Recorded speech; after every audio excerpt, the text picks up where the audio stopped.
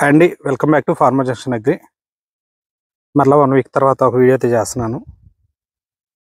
Last video తర్వాత రీసెంట్గా నీళ్ళు అయితే పెట్టాను. ఒక 3 డేస్ అవుతుంది. నీళ్లు పెట్టేసి ఎకరానికి 2 కట్టలు లేక ముందు కట్టలు 10-26 చిమ్మి కేఫను పాస్మిట్ ఈ కాంబినేషన్లో ముందైతే స్ప్రేయింగ్ అయితే చేశాను.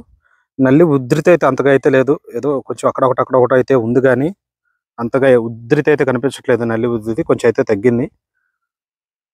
ఒకసారి పెండాలు కోరక్రాన్ కాంబినేషను మరియు పాస్మిట్ కేఫన్ కాంబినేషను ఈ కాంబినేషన్ స్ప్రేయింగ్ అయితే చేశాను. తర్వాత వీటి కాంబినేషన్లోనే యూమిక్ యాసిడ్ ఒకసారి, అటానిక్ నాగార్జున కంపెనీ వారి అటానిక్ వీటి కాంబినేషన్తో పూతలు రావడానికి స్ప్రేయింగ్ అయితే చేశాను. అనుకున్నట్లుగానే పూత అయితే అధికంగా అయితే వచ్చింది. బాగా మంచిగా పూత అయితే ఉంది. ఇక్కడ నుంచి ఎండలు ముదురుతున్నాయి కాబట్టి ఇక్కడ నుంచి పూత పడ్డట్టు మీకు కాయ అయితే త్వరగా అయితే అవుతుంది. ఈ టైం నుంచి గోడ డ్రాపింగ్ అయితే చాలా వరకు అయితే తగ్గుతుంది. ఎక్కువ పూత అయితే వస్తుంది కాబట్టి కొంచెం మనము తెగులు మందులు మరియు బోరాన్ స్ప్రేయింగ్ చేసుకుంటే మంచిది. గోడ బలానికి బోరాన్ ఎంతైనా అవసరము.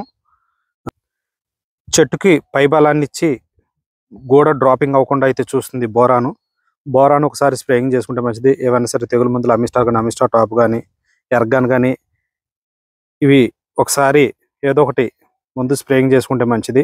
గోడ డ్రాపింగ్ అయితే తగ్గుతుంది.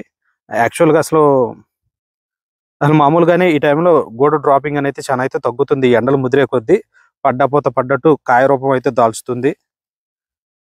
లాస్ట్ టైంకి ఇప్పటికి చాలా చేలో మార్పు అయితే కనిపిస్తుంది.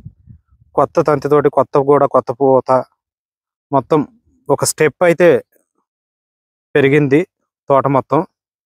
నల్లి అయితే ఉంది, నల్లి లేదంటలేదు. కాకపోతే ఆ నల్లి ఉధృతి తగ్గటానికి తగిన విధంగా మందులు స్ప్రేయింగ్ అయితే చేస్తున్నాం కాబట్టి తగ్గింది.